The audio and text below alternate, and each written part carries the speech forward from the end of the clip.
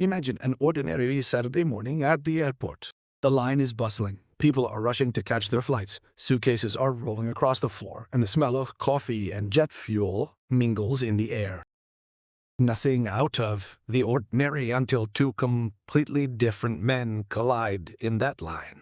One is a huge 265-pound bodybuilder accustomed to people making way for him simply because of his size. 6 years of rigorous training have sculpted his physique into an impressive and intimidating one. In most places, his mere presence is enough to end any argument. The other is a short man, approximately 140 pounds, wearing a black leather jacket, calmly standing in line with a gray suitcase in his hand. He doesn't look dangerous. He doesn't raise his voice. He's not in a hurry. But this man is Bruce Lee. In a few minutes, a confrontation will occur in an ordinary check-in line that will last only 5 seconds. 5 seconds that will completely destroy the confidence of a man accustomed to winning with a sheer weight. 40 witnesses will watch as a vast difference in size becomes irrelevant. San Francisco International Airport, September 1972, 9:15 a.m. The terminal. Its terminal is humming with that special noise that airports make on Saturday mornings when several domestic flights are preparing to board simultaneously. The check-in area is a blur of suitcases, the irritation and anxious impatience of people running late for important events. The air is mingled with the smell of jet fuel, vending machine coffee, and that special tension that arises when hundreds of strangers are forced to stand next to each other reluctantly. The line at the United Airlines check-in counter stretches back along the ropes about 20 people deep. People shift slightly from foot to foot and inching forward, moving in short steps with the restless energy of travelers who need to get somewhere and can't seem to speed things up. Bruce Lee is third in line. He's wearing a black leather jacket over a white shirt, dark pants, and sunglasses that obscure part of his face. He's carrying Samsonite's gray suitcase, inside which are 3 days' worth of clothes and documents for meetings with producers in Los Angeles. He looks like a man who has been through this kind of waiting many times before and who has long since resigned himself to the inevitability of pauses, highs. His posture is calm. His weight is evenly distributed. He doesn't look at his watch. Several people in line have already noticed him. A quiet murmur of recognition passes through the line. This is the guy from the Green Hornet after all. The murmurs build and fade, never developing into anything more. Bruce doesn't react to them. He simply steps forward. When the line steps forward, he's just a man waiting to check his bags on a Saturday morning in September 1972. The bodybuilder shows up at 9:22. He's 28 years old, 6'1", 265 pounds. An amateur heavyweight from San Jose. 6 years of obsessive weightlifting have sculpted a 52-inch chest and 22-inch arms that stretch the fabric of the white tank top he wears, even on a chilly September morning, because art arms are everything. For people like him, arms are always everything. His face has become accustomed to the special treatment that very large men receive in public places, to the barely noticeable movements of those around him when they instinctively make way for a sizable mass approaching them. For 6 years, he mistook this compliance for respect. But it wasn't respect, it was physics. The simple biological instinct of smaller organisms to make room for larger ones. He doesn't know the difference between fear and admiration, and has never been forced to learn it, because outwardly the results in public places look the same. He's late for his flight. His friend, a man of almost the same build, about the same age, is walking half a step behind. They both move through the terminal with the calm confidence of people who have never been truly delayed by a crowd in their lives, because crowds usually adapt to them, not the other way around. He begins to move along the check-in line like a large ship moving through a narrow canal, not asking for way, but crowding space with its own mass. He shoulders the first person in line, a businessman with a briefcase who silently steps aside. He pushes past the second, an elderly woman who clutches her bag to her chest and says nothing. Then he reaches Bruce Lee and applies the same movement, the same shoulder pressure, the same silent assumption that a smaller body will inevitably yield to a larger one, because that's how, in his experience, the physics of public spaces works. Bruce doesn't move. He merely shifts his weight slightly and rotates his torso at a barely noticeable angle, maybe 2 or 3 degrees away. The push, calculated to elicit habitual compliance, finds no purchase, receives no response, evokes no movement. Bruce continues to stare ahead, toward the reception desk, as if no one hasn't touched him. In a way, they have. Nothing has really happened. The bodybuilder stops. He has never encountered anything like this before, at least not in this situation, and not from someone of his build. He looks at Bruce with the expression of a man whose simple equation has suddenly produced an impossible result. Now he doesn't know whether to recalculate or insist on the previous answer. Hey, I need to get through. Big guy coming. Move over. Bruce doesn't turn right away. He continues to stare ahead for a few seconds, and when he finally does turn, he does so slowly and completely, giving the man in front of him his full attention, calmly, without rushing, the way someone turns who is not afraid of what they are looking at. He studies the man from behind the dark lenses of his glasses for a few moments, then removes them and carefully tucks them into his jacket pocket. The movement is precise and economical, like everything else he does. Everyone's in line, Bruce says. His voice is even and calm. Not loud, not aggressive, just clear. It's the sound of a statement of fact. Wait your turn. The bodybuilder blinks. He expected one of several options: submission, an apology, an awkward laugh, an immediate yielding of space, the reaction his size usually elicits without words. But not this. The calm disconcerts him more than open aggression. He looks at Bruce, then at his hands, then back at Bruce, automatically performing the internal calculation that 6 years of training in the gym have conditioned him to. 140 pounds, maybe 150 with his jacket. Functional hands, but not impressive. In front of him is a man who, by every physical criterion, should move right now. Listen, he says with the patient condescension of a man explaining the obvious. I'm twice your size. Either move over or I'll move you.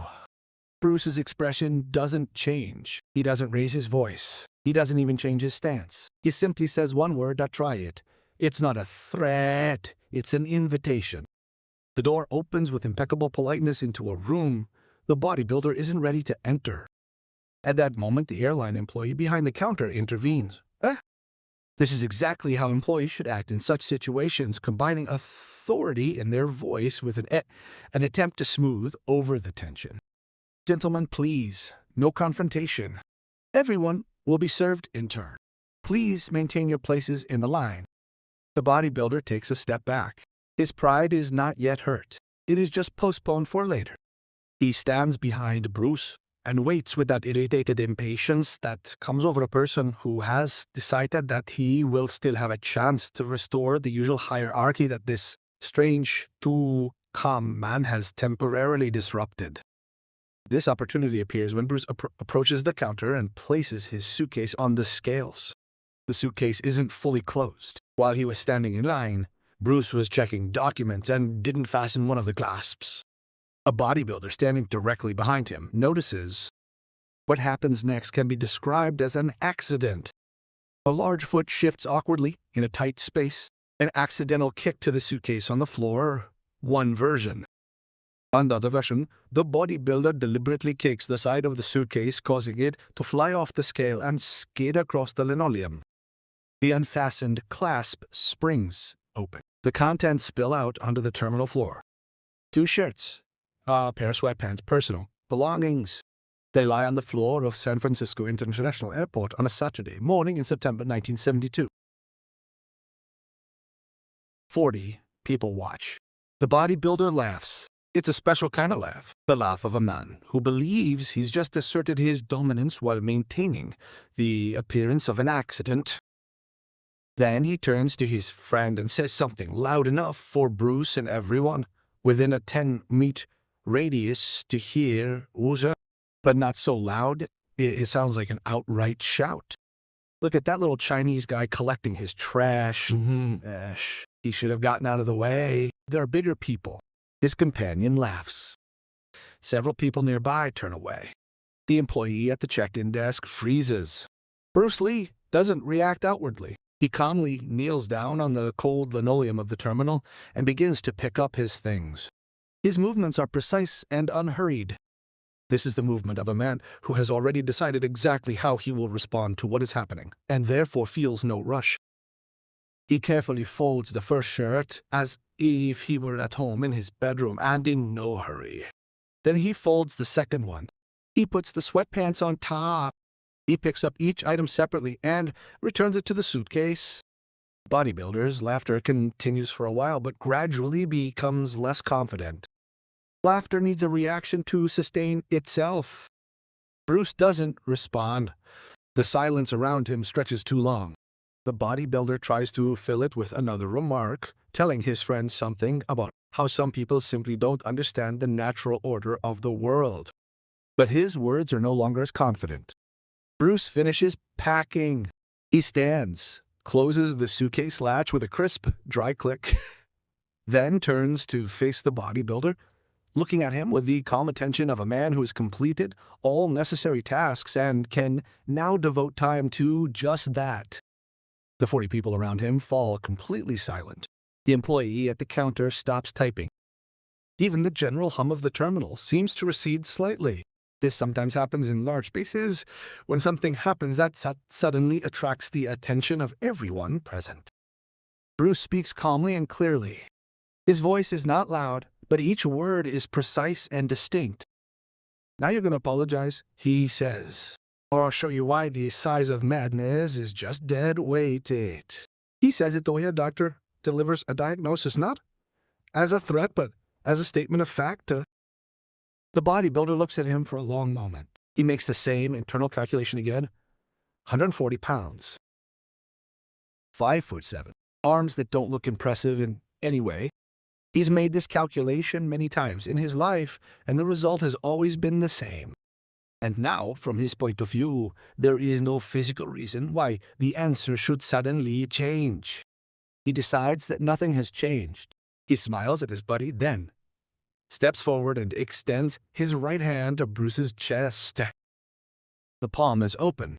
It's not a punch. It's the same dominant push that establishes hierarchy without formally escalating into a fight. A move that has repeatedly ended minor conflicts in his favor without ever turning into a real fight, but the hand never touches Bruce's chest. The next 5 seconds look like this. In the first second, Bruce's left hand intercepts the attacker's wrist, not blocking the force directly, but gently deflecting it to the side. The movement is so smooth and economical that several witnesses will later say that the bodybuilder's hand simply changed its mind about moving in the previous direction. In the second, Bruce's right leg fires a side kick to the solar plexus. The movement goes from the prepared position to contact so quickly that the human eye almost doesn't have time to follow it. The force of the blow is not born from the size of the muscles. It arises from the kinetic chain.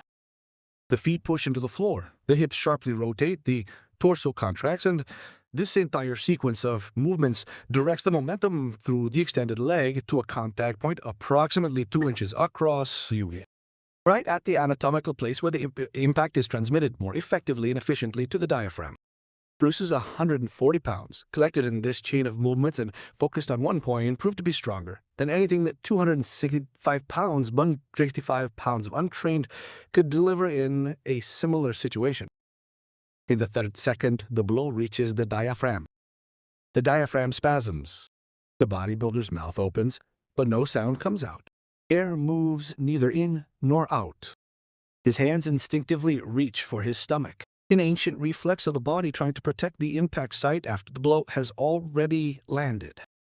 At the 4th second, Bruce's left leg swings under the opponent's supporting leg. This happens precisely at the moment when the entire 265 pounds of his weight has already been transferred to that leg due to the loss of balance after the blow. The geometry is extremely simple. Remove the only support at the moment when the center of gravity has already shifted, and the result will not be a fall. It will be a collapse, complete, instantaneous, and inevitable.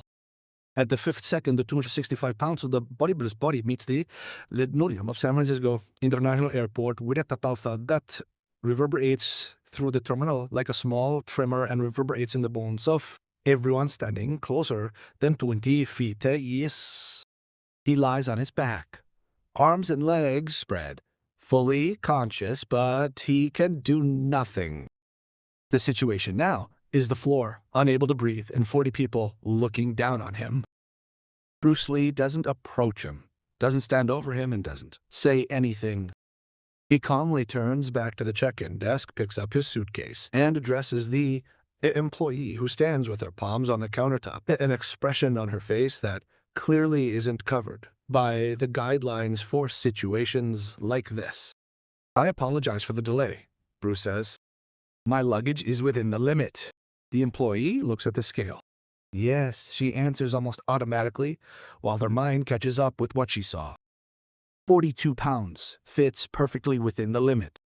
She prints out a boarding pass.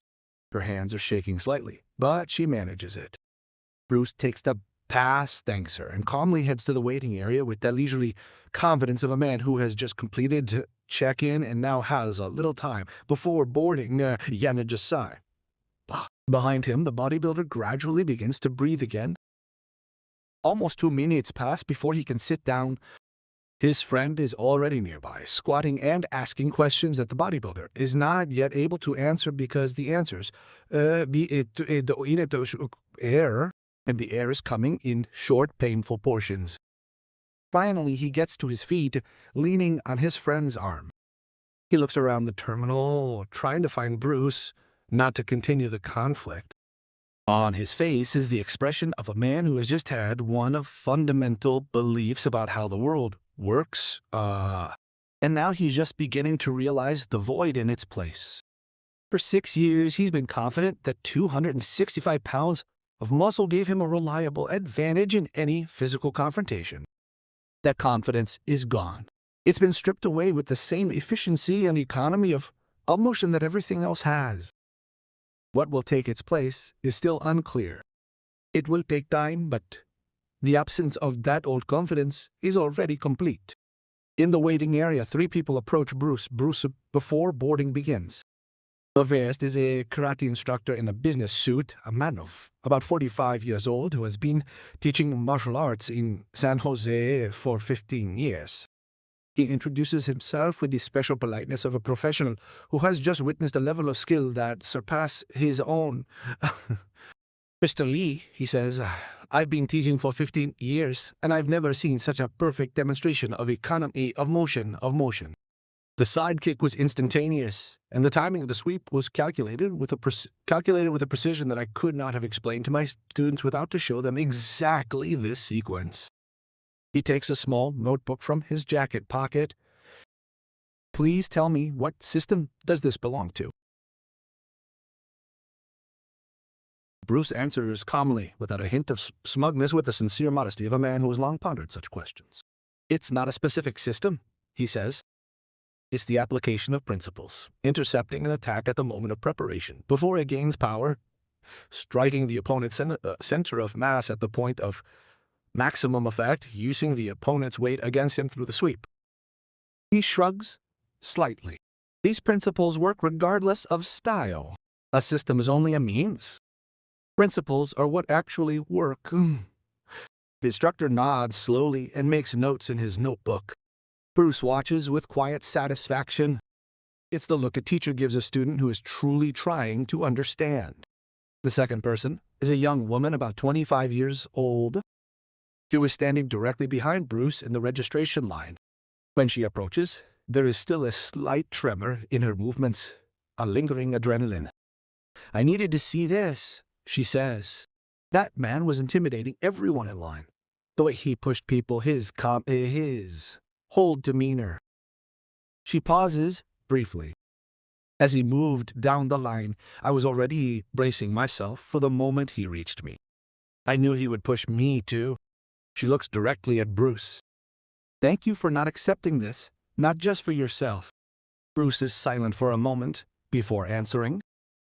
I didn't do it to be a hero, he says. I did it because that kind of behavior, casual racism, using physical size to intimidate those smaller, destroys something important. He speaks calmly but firmly. It replaces respect with fear. And a culture based on fear is worse for everyone, even those who bully others, because they never know who they really are without that fear. The woman asks quietly, and who is he without it? Oh, smaller than he thinks, Bruce replies. That's the real lesson. The third to approach is an older man, about 65 years old, guy. He moves with the economy of motion that comes from carrying heavy equipment. He introduces himself as a Korean War veteran. His voice is calm and confident. That's the way people speak who have seen enough violence to form a clear opinion about it. Made it. Son, he says without any condescension, simply using the word he uses for younger men I saw. Combat in Korea. Different kinds, with rifles, knives, and hand-to combat in conditions that are not usually described in airports. He looks closely at Bruce. What you just did was textbook. Minimum force required for maximum effect. A clean end to a threat without unnecessary escalation. He pauses briefly. You stopped as soon as the threat ceased. You did not continue. The veteran nods slightly. That kind of discipline is rarer than technique. Most people who know how to fight continue after it is no longer need. Adrenaline demands to continue. He looks Bruce straight in the eyes. You stopped instantly. Bruce considers these words for a moment before answering. The goal of a real confrontation is never to destroy the enemy, he says finally. The goal is to stop the threat. The moment the threat stops, continuation ceases to be a defense. It becomes something else. He pauses briefly, and this something else creates problems, both legal and moral, that the original self-defense did not create. He adds calmly, the discipline to stop is as important as the ability to act.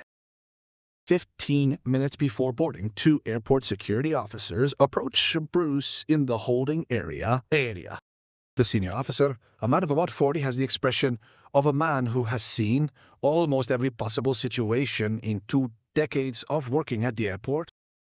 He introduces himself and explains that a physical conflict has been reported in the check-in area and several witnesses have named Bruce but dimmed Bruce. He asks to tell what happened. Bruce, without embellishment, recounts the events. He speaks in the same even tone in which always says, mentions a racist comment said loud enough for about 10 people to hear. Mentions an attempted dominant push and his reaction. The officer takes notes and asks Bruce to wait a moment while they talk to witnesses. They talk to 6 people. 10 minutes later, the officers return. The senior officer's expression has changed slightly. It adopts what might be called professional respect. Every witness corroborates your version, he says. Several people describe the other man as the clear aggressor and confirm that you attempted to resolve the situation verbally before any physical contact. He closes the notebook. Are you technically entitled to file an assault report? Bruce considers this for a moment. Not for show. He's genuinely considering it. No, he says finally. I just want to get on my flight. If he learned anything today, that's enough. He shrugs slightly. The point of the situation was a lesson, not a punishment. The bodybuilder didn't file a complaint. His friend explained it to the officer's security in the rather awkward tone of someone who wants to put an unpleasant incident behind them that his friend decided not to pursue the matter further. The real reason was different. He simply couldn't come up with a story to tell officially without explaining how he ended up on the terminal floor after trying to push a man who weighed 60 pounds less than him. Any such story could haunt him for years. So he kept quiet. He and his friend took a later flight. The bodybuilder barely spoke the entire flight. He sat by the window and looked at the clouds over California, replaying those 5 seconds over and over in his head. His mind wasn't yet ready to fully comprehend what had happened, but he would return to those seconds for years to come. Years later, a bodybuilding magazine published an anonymous interview with a competitor who recounted how a public confrontation had taught him the difference between aesthetic strength and functional strength. He spoke without resentment, rather with the ironic honesty of a man who had learned a lesson he didn't ask for, but which was too much to refuse. It's impossible. I spent 6 years building a body that looked dangerous, he said, and in 5 seconds I learned looking dangerous and being dangerous are two completely different things. He was silent for a moment. The man who taught me that lesson didn't say a word after that. He just took his boarding pass and left. He admitted that this was what stuck in his mind most. Not the technique, but the fact that for that man, everything that happened was just something that needed to be dealt with like an ordinary baggage check. An ordinary thing. For 6 years, I walked around the world thinking that my size made me special in a fight. For him, my size was just an ordinary Tuesday morning at the airport. The following month, he started boxing. Not to become a fighter, but to understand the difference between muscles that just look and muscles that work, between the body as a showcase and the body as an instrument. These training sessions, he said, changed the way he saw himself and how he moved through the world. 3 months after that morning, Bruce mentioned the episode in an interview with Black Belt magazine. He was asked about the difference between gym strength and fighting strength. His answer was straightforward. Big muscles can create force in isolated movements. Bench press, curls, squats, all of these are impressive in their context. He paused briefly. But fighting is not an isolated movement. Fighting is a kinetic chain. The entire body works together in a split second. He explained that the man at the airport could almost certainly bench press 300 pounds. And that's truly impressive. But he couldn't generate significant force in a sidekick because he had never trained the kinetic chain of such a movement. He had the muscles. His nervous system didn't know how to use them in that context. He added calmly, the muscles were there, the coordination was not. And in the 5 seconds that really mattered, only the coordination mattered. Then he said another phrase, choosing his words carefully. People train their bodies to look strong because the visible power creates a reaction.